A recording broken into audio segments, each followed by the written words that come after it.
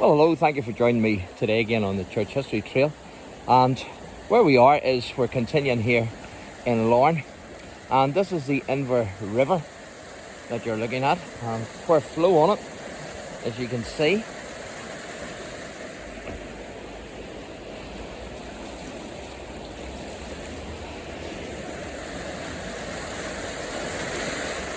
But where I want to take you is over to this church here. This church here is CEDMAS church. So this is where I want to take you. And I discovered two wee gems here. One was the War Memorial, which is very unique. It's got a sailor and a soldier on it. So I done a video on that as part of the series, the fourth and final installment of the series on the LARNE gun runners. So I didn't know about that until today. And I also didn't know about this until today. And there is many 18th century graves in here. I was amazed just to see how many there is actually. So this is two wee hidden gems that I have discovered today. And this is the lich gate. It says, teach us to number our days. And of course they used to keep the coffin here to keep it dry. So we'll go and have a wee look. Now, there's a lot of information here, so I'm not going to read it all out to you, but I will read some. It says, welcome to CEDMAS Church, Inver, an ancient place of worship. St CEDMAS Church is one of the oldest places of worship in continuous use in East Antrim. It stands on an ancient ecclesiastical site, possibly dating back 1,500 years. It is believed that there was once a monastery at Inver, and that the site of CEDMAS marks the location of its chapel. Part of the churchyard wall is believed to date from this period. So yeah, that's fantastic. And it says Franciscan Friary. The Church of CEDMAS of Inver is listed in the papal taxation of 1306, but in the late medieval period, Franciscan Third Order regular community was established at Inver. It seems that the Franciscans took over the site of St CEDMAS and reused the church building. In 1605, the lands belonging to the religious house at Inver were granted to James Hamilton, later Lord Clandeboy, and afterwards came into the possession of Sir Arthur Chichester. So I'll read a wee bit more. It says here, Church of Ireland Church. The visitation of 1622 recorded that St CEDMAS had been partially repaired. During the 1641 rebellion, the parish church was used as a place of refuge by members of the local settler community. In 1657, an inquiry by the Cromwellians noted that the church was in repair. At this time, under Reverend Thomas Hall, the church was being used as a Presbyterian place of worship.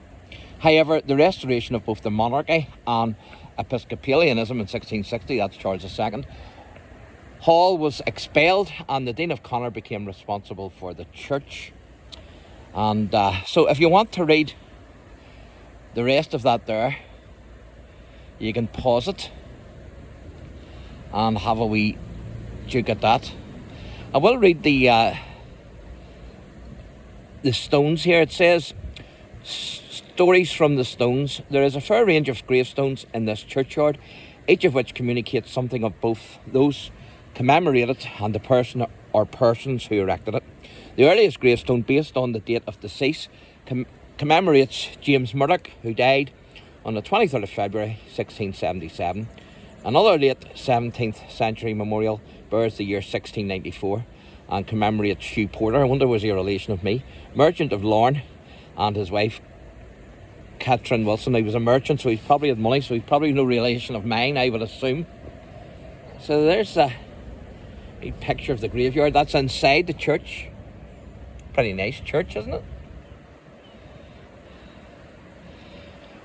So, Church of Ireland, Connor Diocese, Parish of LARNE and Inver, St CEDMAS Church. So we'll go and have a wee nosy. You can see the gravestones even along the wall. Absolutely fantastic.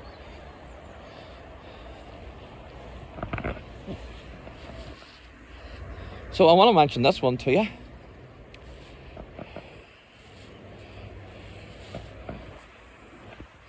It says, here are deposited the remains of the Reverend William Ogilvie, who died in 1712, so that's an early one, and Jane Agnew, his wife, William Ogilvie, who died 14th of February 1780, aged 74 years. James Blair Ogilvie, who died 22nd of April, hope I'm pronouncing that name right, Ogilvie, or is it Ogilvie? I'm not sure, but anyway, you'll forgive me if I'm wrong. So, James died 22nd of April 1785, aged 48 years. And then Elizabeth Blair, wife of the last name William Ogilvie, who died 21st of May 1785, aged 87 years. And Margaret Shaw, wife by her first marriage to said James Blair Ogilvie, and she died 19th of March 1818, aged 72 years. And there's a wee bit of writing there, but I cannot make that out. But there you go, that's a monument there, a grave monument from the 18th century. So amazing, isn't it? Now you can see the back of the war memorial there.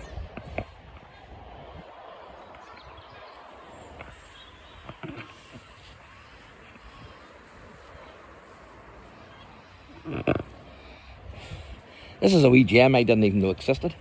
And you can see where part of the grave there has been covered over by the grass.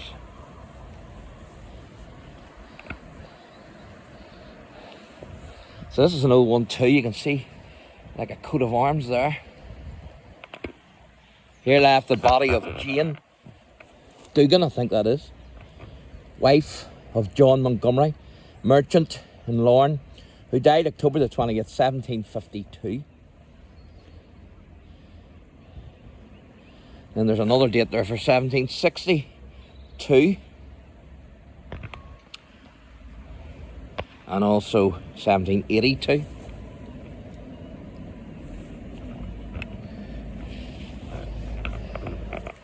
So he was a merchant.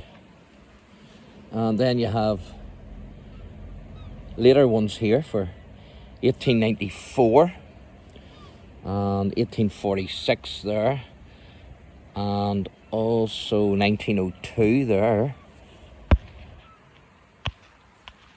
But Montgomery as well, so the same family.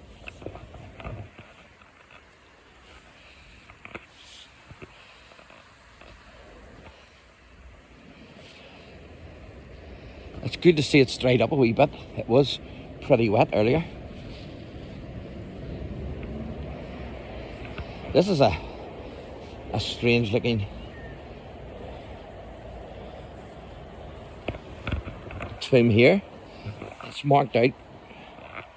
Funny, isn't it? Not sure if we'll be able to read that with the wet on it. Nope. I'll have a wee look at the other side. So I'm going to have to do this in two parts because time is flying. Here left the body of Robert, not sure what that is, but he departed this life 9th of March 1793, I think that is. He was 97. So the right old linens, as they say here in Northern Ireland. He near made the 100. This is certainly a substantial tomb, isn't it? Can we read it? But I can't read that, I'm sorry. Hope maybe you can read it, but I certainly can't.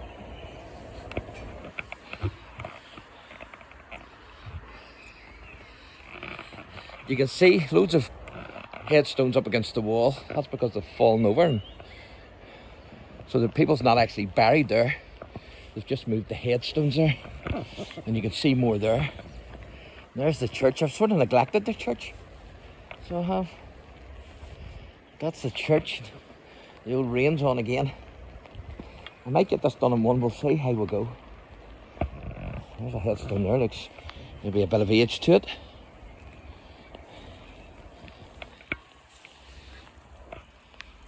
(1843) that one. So it is.